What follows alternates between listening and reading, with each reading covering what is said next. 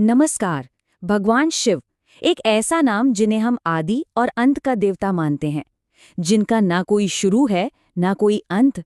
लेकिन क्या हो अगर कोई कहे कि उनके जन्म की भी कहानियां हैं, और एक नहीं कई, जो एक दूसरे से बिल्कुल अलग हैं। तो आज हम इन्हीं दिलचस्प और कभी-कभी हैरान करने वाली कथाओं की गहराई में उतरेंगे। तो सवाल यही उठता है कि अंत के देवता का आरंभ आखिर हो कैसे सकता है। ये एक ऐसा विरोधाभास है, एक पैराडॉक्स, जिसने सदियों से लोगों को सोचने पर मजबूर किया है। और यही सवाल हमें शिव के असली स्वरूप को समझने की राह दिखाता है। शास्त्रों में उन्हें हमेशा से सनातन कहा गया है, यानी जो हमेशा से थे, हैं और रहेंगे। और यही बात उनके जन्म से जुड़े सवाल को और भी ज्यादा रहस्यमयी और दिलचस्प बना देती है। ठीक है, तो चलिए सबसे पहली और सबसे ज्यादा मानी जाने वाली धारणा से शुरू करते हैं। ये वो विचार है जिसके मुताबिक शिव किसी से जन्मे नहीं, बल्कि खुद प्रकट हुए।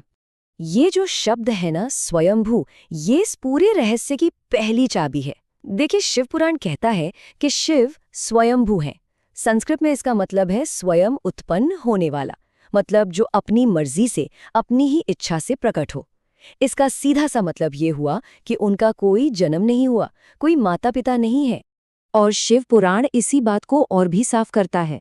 इसमें बताया गया है कि शिव पंच तत्वों से भी परे हैं, यानी पृथ्वी, जल, अग्नि, वायु और आकाश, इन सब से ऊपर। अब सोचिए, जब हर शरीर इन्हीं तत्वों से बनता है और आखिर में इन्हीं में मिल जाता है, तो जो इनसे परे है उसका अंत कैसे हो सकता है। इसीलिए वो मृत्युंजय हैं, शाश्वत हैं। लेकिन कहानी में एक मोड़ है, क्योंकि बात यही खत्म नहीं होती। हमारे दूसरे पवित्र ग्रंथों में देवताओं के जन्म की बिल्कुल अलग और कभी-कभी तो एक दूसरे को चुनौती देती हुई कहानियां भी मिलती हैं। यहाँ पर देखिए, दो बड़े पुराणों में कितना बड़ा अंतर है। एक तरफ है विष्णु पुराण, जो कहता है कि भगवान शिव का जन्म भगवान विष्णु के मस्तक से निकले तेज से हुआ। वहीं दूसरी तरफ शिव पुराण इसका ठीक उल्टा बताता है कि भगवान विष्णु का जन्म भगवान शिव के घुटने से रगड़े गए मैल से हुआ था। इससे एक बात साफ होती है कि हर परंपरा अपने आराध्य को ही सबसे ऊपर, ब्रह्मांड का केंद्र मानती है।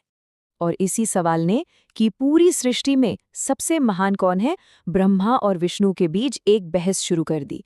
और इसी बहस से निकली एक बहुत ही मशहूर कथा। तो हुआ ये कि ब्रह्मा और विष्णु में बहस चल रही थी।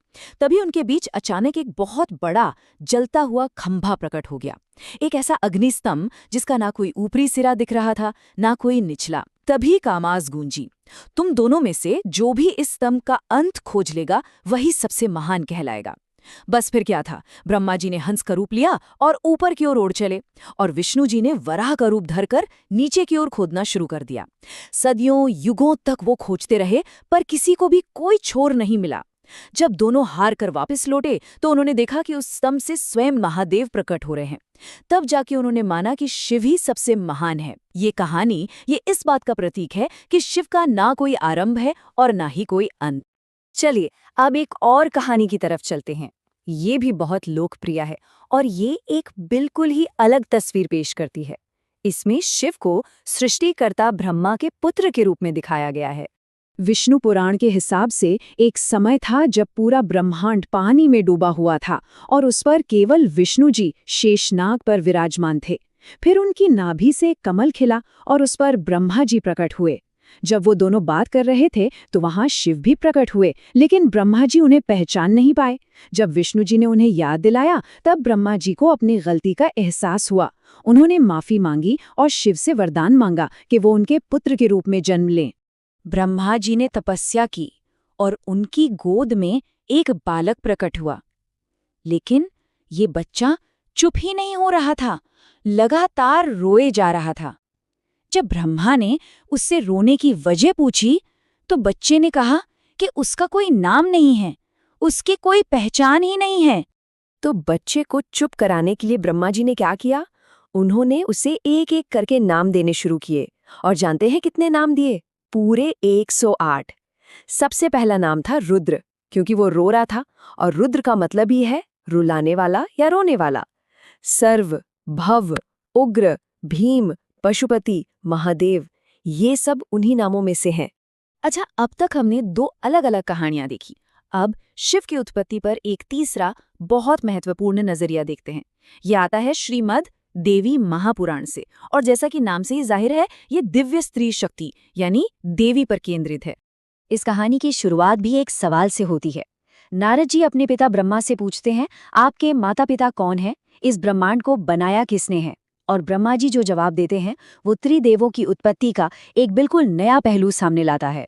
इस पुराण के अनुसार ब्रह्मा जी बताते हैं कि उनकी, विष्णु की और महेश यानी शिव की उत्पत्ति देवी दुर्गा और काल स्वरूप सदाशिव के योग से हुई है। यहाँ पर देवी दुर्गा को प्रकृति यानी इस सृष्टि का मूल स्वरूप माना गया है और सदाशिव को काल यानी समय। मतलब इस नजरिए में तीनों बड़े देवता एक ही दिव्य माता पिता की संतान हैं। ये एक ऐसा दृष्टिकोण है जो शक्ति को, देवी को ब्रह्मांड के केंद्र में रखता है। तो अब तक हमने जन्म से जुड़ी कहानियों की बात की, पर चलिए अब शारीरिक जन्म से हटकर एक बिल्कुल अलग तरह की उत्पत्ति पर ध्यान देते हैं। शिव ज्ञान के स्रोत के रूप में, पहले गुरु के रूप में। देखिए, जन्म की कथाओं के अलावा शिव की एक बहुत बड़ी पहचान है आदि गुरु की, यानी इस ब्रह्मांड के सबसे पहले गुरु, वो जिन्होंने ज्ञान को एक से दूसरे तक पहुंचाने की परंपरा यानी गुरु शिष्य परंपरा की शुरुआत की। और सबसे दिलचस्प बात क्या है कि भगवान शिव का कोई गुरु नहीं था, वो खुद ही ज्ञान के स्रोत हैं, सोर्स ऑफ ऑल नॉलेज। उन्होंने अपना ये सारा ज्ञान अपने पहले 7 शिष्यों को दिया, और इन्हीं 7 शिष्यों को आज हम सप्तर्षियों के नाम से जानते हैं। तो इन सब अलग अलग, यहाँ तक कि एक दूसरे से बिल्कुल उलट कहानियों का आखिर मतलब क्या है? सबसे जरूरी बात ये समझनी है कि इन्हें शब्दशः एक ऐतिहासिक घटना की तरह नहीं देखना चाहिए। ये असल में रूपक हैं, मेटाफर्स हैं, जो एक ही परम सत्य के अलग अलग पहलुओं को समझाते हैं। कोई कहानी सृष्टि को दर्शाती है, कोई संरक्षण को, कोई संहार को और कोई ज्ञान को। और इसी सवाल के साथ हम आज की बात को समाप्त करते हैं कि अगर जन्म की ये कहानियां रूपक हैं तो फिर शिव के जन्म का असली मतलब क्या है? क्या ये चेतना का जागरण है या ब्रह्मांड में किसी नई शक्ति का उदय? इस पर सोचिएगा जरूर।